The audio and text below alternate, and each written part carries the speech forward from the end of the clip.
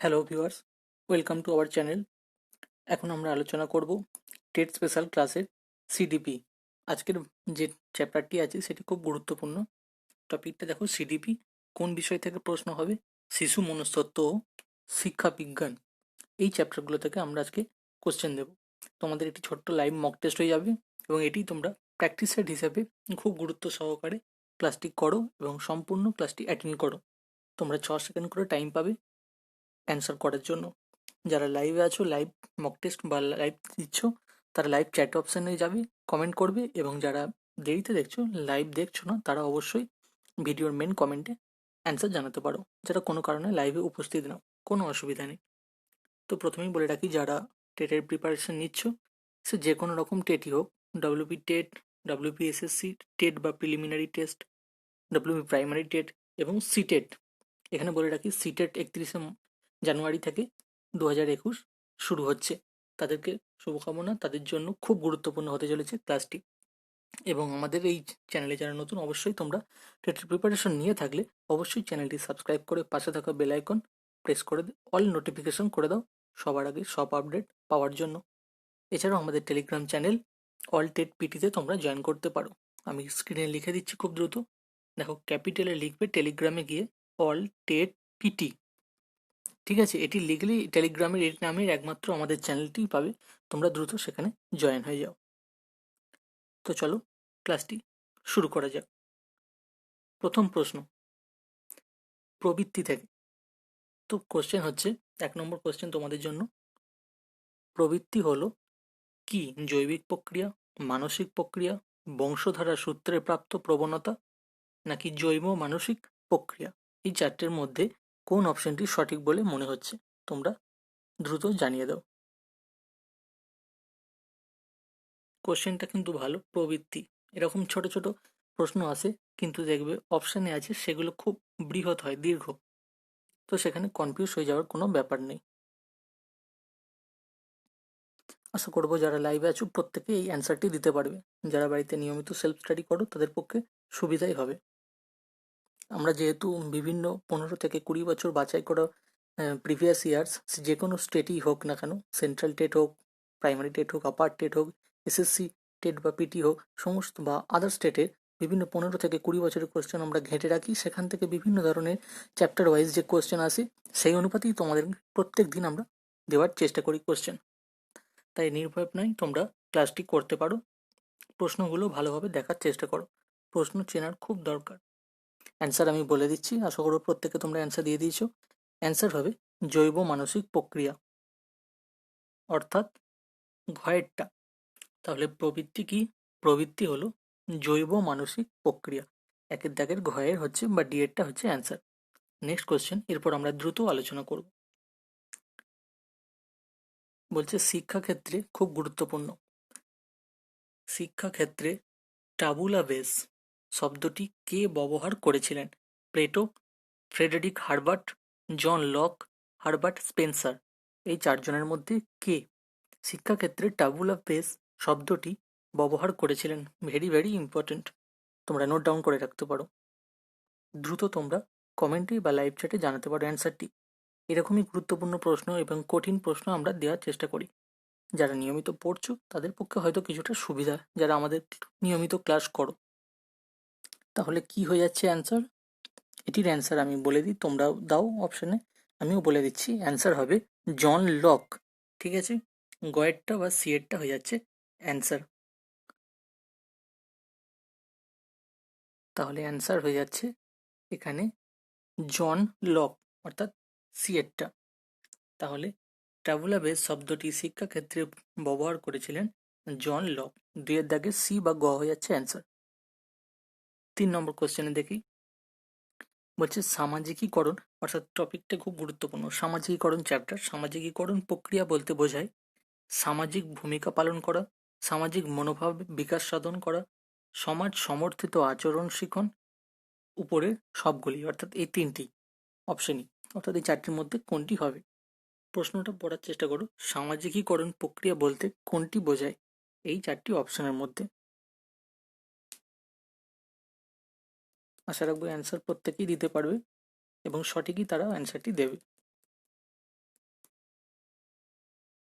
Answer কি হতে পারে?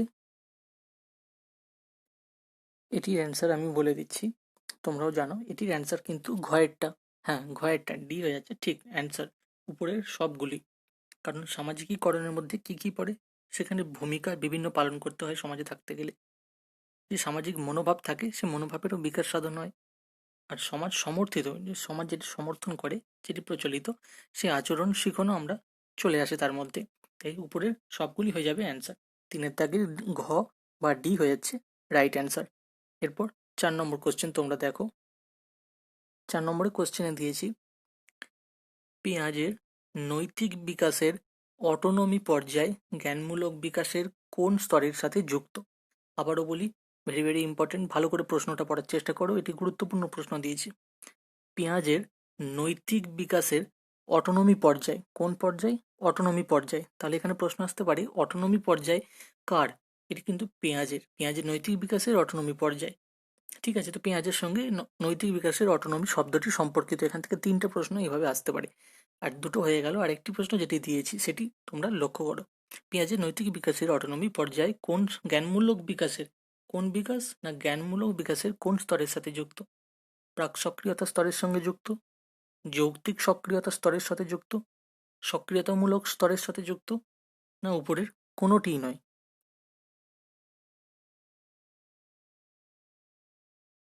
কোনটি সঠিক উত্তর মনে হচ্ছে এখানে? খুব ভালো করে প্রশ্নের অপশনগুলো দেখার চেষ্টা করো, কি বলেছে প্রশ্নটা সেটি দেখার তোমরা চেষ্টা করো, প্রশ্নের পুরোটা পড়ো, এখানেই অনেক কিছু লুকিয়ে আছে। বলেছে পেঁয়াজের নৈতিক বিকাশের অটোনমি পর্যায় জ্ঞানমূলক বিকাশের কোন স্তরের সাথে যুক্ত? অ্যান্সার কি হয়ে যাচ্ছে তাহলে? এটির অ্যান্সার হয়ে যাবে ক্ষয়েরটা, অর্থাৎ যৌক্তিক সক্রিয়তা স্তরের সাথে যুক্ত। অর্থাৎ প্রথমে নামটার সাথে গুরুত্ব রাখতে হবে। খ হয়ে যাচ্ছে অ্যান্সার। পেঁয়াজের নৈতিক বিকাশের অটোনমি পর্যায় জ্ঞানমূলক বিকাশের যৌক্তিক সক্রিয়তা স্তরের সাথে যুক্ত, ভেরি ভেরি ইম্পর্টেন্ট। তো ক্ষয়েরটা অ্যান্সার, চারের দাগের খ বা বি হয়ে যাচ্ছে অ্যান্সার। এরপর 5 নম্বরটা তোমরা লক্ষ্য করো। 5 নম্বরের কোশ্চেনে কি দিয়েছি ভালো করে পুরোটা পড়ো। বলেছে সঠিক উত্তরটি চিহ্নিত করুন। 4টি অপশন আছে এখানেও, অ্যাজ ইউজুয়াল। অপশন কি বলেছে? প্রকৃতিবাদী শিক্ষা দর্শন শিশুকেন্দ্রিক শিক্ষাকে সমর্থন করে। এখানে কিন্তু বলে রাখি কোনো প্রশ্ন নয়, এটি বলেছে এই 4টির মধ্যেই তোমাকে প্রশ্ন খুঁজে নিতে হবে। সঠিক উত্তরটি চিহ্নিত করুন বলেছে। তো প্রকৃতিবাদী শিক্ষা দর্শন শিশু কেন্দ্রিক শিক্ষাকে সমর্থন করে, প্রয়োগবাদী শিক্ষা দর্শন শিশু কেন্দ্রিক শিক্ষাকে সমর্থন করে, আদর্শবাদী শিক্ষা দর্শন শিশু কেন্দ্রিক শিক্ষাকে সমর্থন করে, আর ঘ হচ্ছে উপরের সবগুলি। তাহলে কোনটি সঠিক উত্তর হবে? আমি আরো একবার ভালো করে দেখিয়ে দিচ্ছি অপশনগুলো। প্রশ্নের মূল কথা হচ্ছে শিশুকেন্দ্রিক শিক্ষাকে সমর্থন করে কোন শিক্ষা দর্শন, কোন শিক্ষা দর্শন শিশুকেন্দ্রিক শিক্ষাকে সমর্থন করে। যেটি সঠিক সেটি চিহ্নিত করুন। প্রকৃতিবাদী শিক্ষা দর্শন, নাকি প্রয়োগবাদী শিক্ষা দর্শন, নাকি আদর্শবাদী শিক্ষা দর্শন, নাকি প্রয়োগ, আদর্শ আর প্রকৃতি, এই 4টি মানে প্রত্যেকটি অ্যান্সার কোনটি হবে? ক, খ, গ, ঘ, এই 4টির মধ্যে অ্যান্সার কিন্তু হয়ে যাবে ক্ষয়েরটা, অর্থাৎ প্রয়োগবাদী। মনে রাখবে অ্যান্সার হয়ে যাচ্ছে কিন্তু প্রয়োগবাদী। ঠিক আছে, তাহলে ক্ষয়েরটা প্রয়োগবাদী শিক্ষা দর্শনই শিশুকেন্দ্রিক শিক্ষাকে সমর্থন করে। তাহলে 5-এর খ বা বি হয়ে যাচ্ছে অ্যান্সার। এরপর 6 নম্বরে দেখো। 6 নম্বরে কি বলেছে?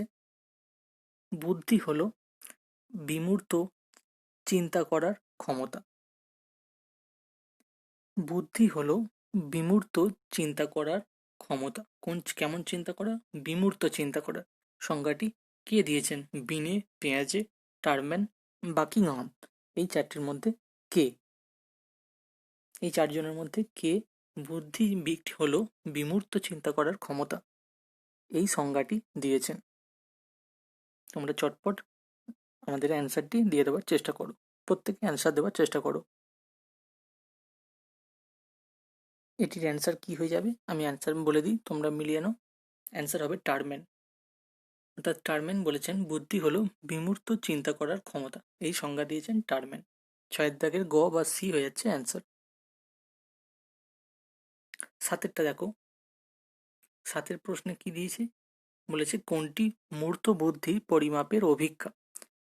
অর্থাৎ আমাদের এটি কিন্তু খুব ভেরি ভেরি ইম্পর্টেন্ট চ্যাপ্টার, বুদ্ধি এবং বুদ্ধির অভিজ্ঞা কেমন, এখান থেকে অনেক প্রশ্ন আসতে পারে। বিভিন্ন চ্যাপ্টারের মধ্যে বুদ্ধির চ্যাপ্টারটিও বা আইকিউ চ্যাপ্টারটিও খুব গুরুত্বপূর্ণ। প্রশ্ন কি বলেছে, কোনটি মূর্ত বুদ্ধি পরিমাপের অভিজ্ঞা?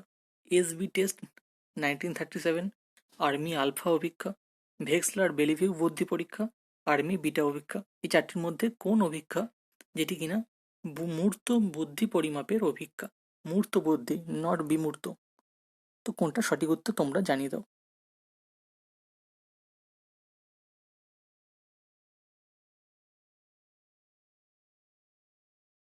এখানে অ্যান্সার হয়ে যাবে আর্মি বিটা অভিজ্ঞা, ডি বা ঘ হয়ে যাচ্ছে অ্যান্সার। তাহলে সাতের দাগের অপশন হয়ে যাচ্ছে ঘয়েরটা। আর্মি বিটা অভিজ্ঞা হলে একটি মূর্ত বুদ্ধি পরিমাপের অভিজ্ঞা। এটিও খুব গুরুত্বপূর্ণ, অর্থাৎ তিনটি আমি খুব গুরুত্বপূর্ণ বলে দিলাম আজকের ক্লাসে। এখনো আছে 8 নম্বরে।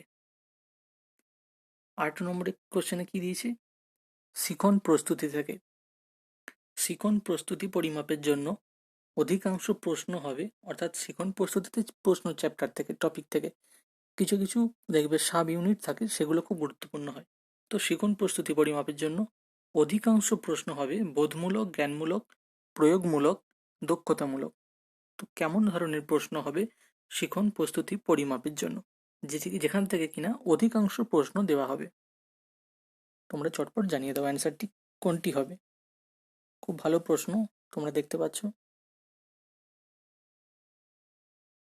এখানে তাহলে কোন অপশনটি হয়ে যাবে? এখানে হয়ে যাবে ক্ষয়েরটা, জ্ঞানমূলক। অর্থাৎ শিখন প্রস্তুতি পরিমাপের জন্য অধিকাংশ প্রশ্ন হবে জ্ঞানমূলক। তাহলে অধিকাংশ কোন প্রশ্ন থাকবে? জ্ঞানমূলক। যদি প্রশ্ন আসে কি ধরনের প্রশ্ন বেশি হবে, তাহলে জ্ঞানমূলক। আবার যদি প্রশ্নটা ঘুরিয়ে দেয়, জ্ঞানমূলক বা অধিকাংশ প্রশ্ন জ্ঞানমূলক প্রশ্ন, সেটি কোন ক্ষেত্রে দেওয়া হবে? সেটি হবে শিখন প্রস্তুতি পরিমাপের জন্য। কেমন? 8-এর দাগের তাহলে ক্ষয়েরটা অ্যান্সার। এরপর 9 নম্বরে আমরা দেখে নেব। 9-এ কি বলা হয়েছে, শিক্ষাগত পারদর্শিতার পার্থক্যের কারণ।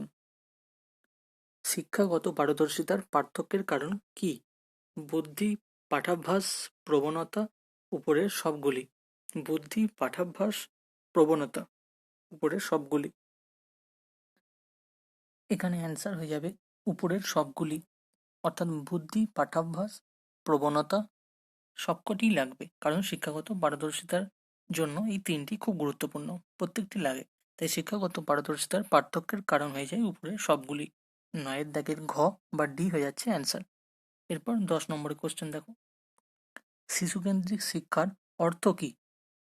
4টে অপশন দিয়েছি। শিশুকেন্দ্রিক শিক্ষার অর্থ কি হলো শিশুদের শিক্ষা ব্যবস্থা, শিশুর প্রকৃতি অনুযায়ী শিক্ষা ব্যবস্থা, শিক্ষার্থী কেন্দ্রিক শিক্ষা ব্যবস্থা, উপরের সবগুলি।